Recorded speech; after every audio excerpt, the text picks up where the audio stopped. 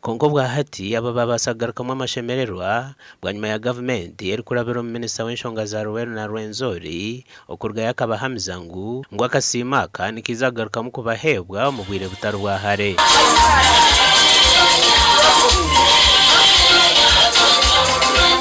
Abo kuboko kumemerera kuti kubere kutakutuyamba kandi nukureta eje mtawanera mu etura mu obonde nikiretwe echo spreadinga thin underground.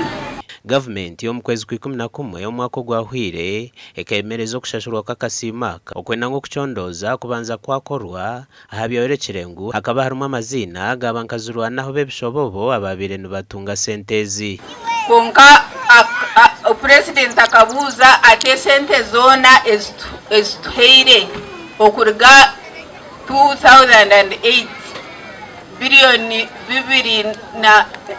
bibiri abirina munana shashura bayi orukumuhikaho we no murwani ajanara. Minisita okugambe ebi no bwabiri ari umugenyi mukuru aha mukoro go kwiguraho ebyombeko bibiri ebyoburaro bw'abashomesa ebyombekero hishomero ya Kitumba Primary School mu rubuga Fort Potro.